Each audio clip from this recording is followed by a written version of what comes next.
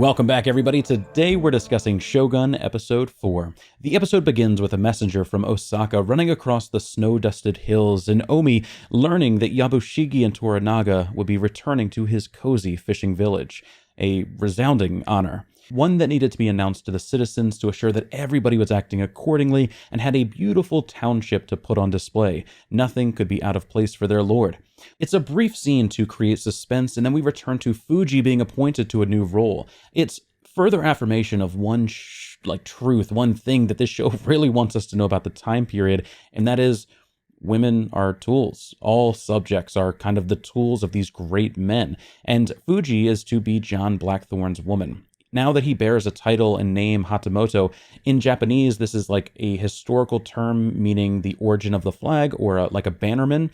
It is essentially a title that lets others know that he is an officer of Toranaga's and should be treated as such. It also comes with a degree of severity that requires the person to die for his lord should the time come, but I think that that's one that John is going to have to learn on his own. Fuji does not want to be the concubine to this dirty man, instead begs to be allowed to leave the clan and become a nun. Mariko denies her request, showing just how much power that she has over Fuji as well. They talk briefly about Buntaro dying with honor, and we come to Yabushige learning that Toranaga has resigned. At first, he was rather quick to reply, rather open and volatile with his words and emotions, declaring that his lord resigning means that all of them are done, including his own fiefdom, before kind of realizing his place. He bows his head and then assumes Toranaga must be preparing to commit suicide as a proper next step. It was rather funny, and Toranaga smiles and just says, "No thank you, I think I'll wait." We then see the army of Yabushige, an impressive force that shouts as one to show their admiration for their lord and their discipline to his command. Yabushige tells Omi to have his house made ready for Hatamoto, making sure that he knows the man that he pissed on in episode 1 is now an officer of Toranaga and should be treated accordingly, or else. The general of Yabushige's army approaches, and they perform a nice chant again to showcase their admiration and discipline. They all cheer for Yabushige until Toranaga comes forward, holds up this sick black and gold fan, and then commands their silence. He states outright that Yabushige is his ally, loud and proud for all to see, then declares that black clouds threaten Japan and the former Taiko's legacy. It's a great speech, and it ends with him bowing to the masses to show his admiration as an honorable man to them, the people that he hopes will fight for him. The crowd goes wild, shouting Toranaga's name and cheering louder than they did for Yabushige. He has their heart, and it confuses Yabushige, who looks at his men questioning if they are truly his men. They go their separate ways, Yabushige and Nagakada tasked with training a regiment with Hatamoto, and Toranaga going back to Edo for some unspecified business. John goes to find his men, and after learning that they're no longer there, tries to make his way back to his old ship. After a brief tussle, Mariko stops him. She reminds him of his place, that he and his men and his ship and his wang all belong to Toranaga and should work in service to his goals. She brings him to his new home where they meet the gardener. He greets him with sama, and it's almost offensive. It's not proper to treat the help or talk to the help as equals or give them the high-ranking honorifics.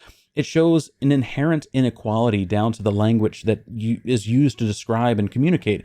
It is rather shocking, and knowing that the gardener becomes an important character later that kind of teaches John a lesson, it makes this introduction just that much more meaningful. He enters his new home, shocked to learn that it now belongs to him, and meets the other people that are now to work for him and service his needs. He realizes that he is truly in a gilded cage, and while he no longer sits in the mud for death row, it is a prison that he is not free to leave. He is outraged, but does come to see this as a positive gain, like it really is.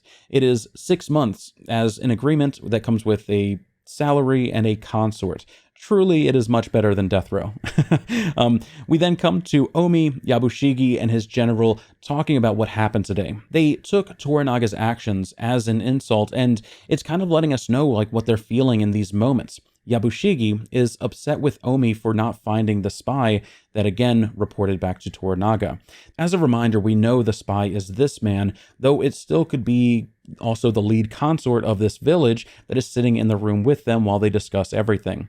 Not saying specifically that's who sent information in the first episode, but later on in this episode we see her in a I just don't trust her, man. I don't know. Who's this beautiful, right? Evil people are this beautiful. Omi assures Yabushigi that the regiment that they're training still belongs to them. If Toranaga's replacement is decided soon, this regiment could still be a great gift for Lord Ishido to prove that he has not double-crossed them. It's a cunning idea and one that may earn Omi some respect from Yabushigi as well. We then see the man cave. John upset that his consort keeps following him around and then learns why from Mariko. It's customary for her to be awake when he is awake, which again is just so wild, like that this existed as a culture. They talk about Fuji in a much more direct way, Mariko demanding that she deserves better. John agrees, but disagreeing that continuing someone's fight is a way that they can actually properly grieve that person's death. He can't believe that Fuji is a pained mother trying to focus on her work instead of the loss of her son and husband. To him, and to most of the current world, this is avoidance of that grief. In this culture, however, continuing the legacy is everything, or it's shown to us as everything. She has some degree of place in this grander picture and serves because that thought comforts her. I'm sure, much like Mariko a few episodes ago, when she is alone and able to feel that heart that is deep inside, those emotions are finally able to be felt, and that is kind of true to what she is feeling.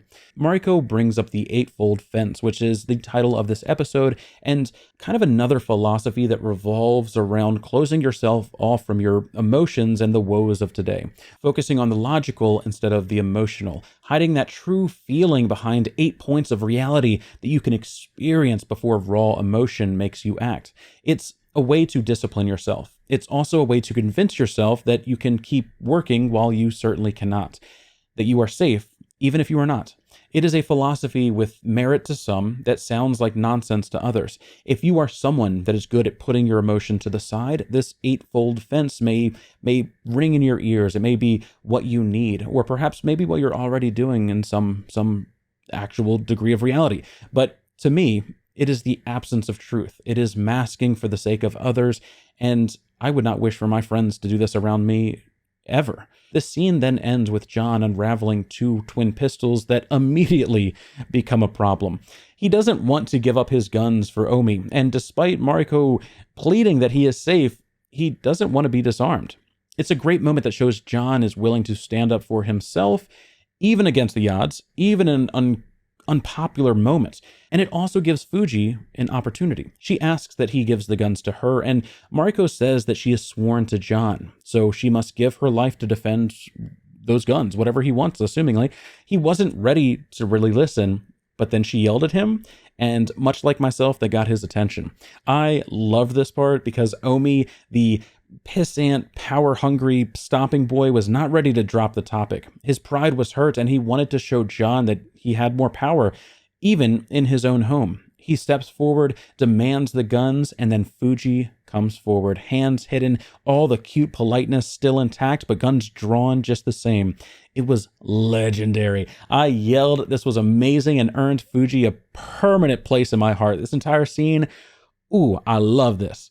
We then come to the battle regiment training. At first, it didn't seem like it was going well. John, really not the battle expert, and his basic knowledge and recalling of stories that he's heard of other battles just wasn't going to be sufficient. After a tense moment trying to figure out what useful information he could actually provide, he finds it. Naval warfare cannon tactics. He brings forth the cannon from his ship and shows just how far and accurate his cannons can shoot in comparison to the Portuguese. After an impressive shot that is probably super unlikely on the first one, right? Like, God, it would be so crazy to actually be able to calibrate this thing like that and just be that accurate. I don't know. But after an impressive shot, he has won an audience that at least gives him the benefit of the doubt. They start training, and we get a little fast forward of them training and John learning, Fuji taking notes, and finally Mariko reading the journals that show what he did at sea and what he intended to do here. You know, the plunder and set up trade things. John seems to be happy with the progress and appears happy in general. He wants to help more and offers his men in Edo, saying that they could help build an entire fleet to aid Toranaga's cause. This is when Mariko drops the bomb. She read through his journals. John feels like Toranaga could benefit from the aid from England, and before Mariko can really shut him down, saying don't try to play the big boy games, you're not that guy. There's an earthquake. It's a baby earthquake, but we get this wonderful line that helps educate John and us about how a culture like theirs could actually exist. We live, we die, and we control nothing beyond that. And in a rather chaotic and volatile environment, that is a rather grounding thought. Which then brings me back to Kiku and Omi. Kiku, who I still fully believe is being painted as a super spy or something, I mean, look at that smile, talks about how his uncle being there has been a curse to this town, and in some much more vague terms than that, kind of insinuates that he does something. She ends that thought with wondering what it would be like if he was their lord, and that right there is just devious, man. So what is she up to? Who is she working for? It makes me think that, again, she's a spy for Toranaga or the Amida assassins as well. Clearly she is doing something off screen, and I'm dying to know more. Also, oh my god, what a goddess. We then come back to the training field, John giving his best advice before spotting Mariko taking notes about his teachings. A scout comes running through the ranks. Jozen, a general of Lord Ishido, rides with a troop of soldiers. At this point, no formal war has been declared, so the act of preparing for war may come across the wrong way. Yabushigi, now in this weird middle ground, assures Jozen that all of this is just a misunderstanding. Instead, he is given an invitation to return to the council, pledge his loyalty, and then accept a penalty for his actions. Assuming the penalty would be death, Yabushigi comes up with an idea. He wants to showcase the training that is being done that could benefit Lord Ishido as well. He invites Jozen to stay the night, and if the display is not worth anything to his lord, he will gladly give him his head instead. It's a plan that Nagakada is not happy with and outright demands to know why Jozen is staying the night to see the power that this regiment that's being trained for his father is being showed to their enemy. It's rather direct here that Yabushigi is playing both sides, but again, he can't say anything that would be improper. Yabushigi comes forward with the council's plea for him to return and betray Toranaga. The information that he is sharing with everybody is making him seem more forthcoming about why he was so willing to show their enemies their weapons. And maybe it works, I'm not really sure. There's a lot of these moments where we don't really know how people are feeling about things. Nagakado leaves, likely knowing the obscurity, but not knowing how to actually move this conversation in a way that benefits him or his father. And I think maybe that's a great way to show that Toranaga is putting way too much pressure on his child to know how to act, when even Toranaga's actions are kind of like this 5D game of chess that no one knows how to perceive or act in. The obscurity of it is making it hard for even his allies to operate, and if he truly believes that nobody is his friend, what does that make his son? How can his son actually make an action here that would not betray the plan that he knows nothing about, that is his father's plan? It's so complex, and oh my god, I love it. Back at John's home, we get a TLDR of what just happened, and then John wants to try natto. Or natto, I'm not sure. This is a traditional Japanese dish that is made from fermented soybeans. It apparently has a terrible texture and a strong odor, but is quite good for you. When I looked it up, he tells Fuji that he is sorry for his bad manners when he first arrived, trying to actually have some camaraderie with the people around him, and then he offers her a gift of his pistols. She doesn't really understand the gift. What is she going to do with them, right? In the same way that anyone who still offers pistols as a gift, what do you do with these? But Mariko assures that he is trying to be nice, and to return the courtesy, she retrieves her father's swords. Oh my god, this felt so good. As Mariko explained how much they meant to Fuji, I cried. This was so nice, and it made it seem like John was finding his place in this world. He was being accepted and learning to coexist. Now, again, with the knowledge that we have from episodes in the future, this gift may mean everything or it may mean nothing at all, and I just want to leave it with that, with no spoilers. To continue in the spirit of acceptance and learning to coexist, he does try the dish. It is horrible, but he powers through and offers only a couple of vague descriptors about like what he's eating, and not that he absolutely loved it or anything like that. I loved this moment, the entire thing, grade A, feels so good, which then, of course, throws us right back into the tension. Omi and Nagakada talk about what can be done, and Omi insists that his father would need to be a part of the equation to advise anything, that they can make no action because they need his father. And truthfully, like I just talked about, he's not really wrong. Nagakado doesn't like being looked over. He clearly feels like he has something to prove, and the world is making him feel small. The conversation ends with an opportunity for Nagakado to feel big again. This entire thing was a play by Omi to force a situation that benefited him and their people, and Nagakado just did not see past that moment of having a couple drinks with his peer, that anyone could actually be doing something like that. It is hard to guess how his father would actually feel about this, and that's why he does it. We then see John taking a bath, and ooh-wee, in walks Mariko. As soon as she appeared, I knew it was coming. She gives him some pokes about his bathing habits, and then they talk about her service. We see some flashbacks that I hope we will get the full context of before the season is over. I'm sure that we will. And we learn that her family name is well known in Japan, but of course we don't hear her family name. That some kind of great injustice happened to her, and Toranaga recently offered her a way to make things right. It's purposefully vague, and the conversation ends when John asks for more.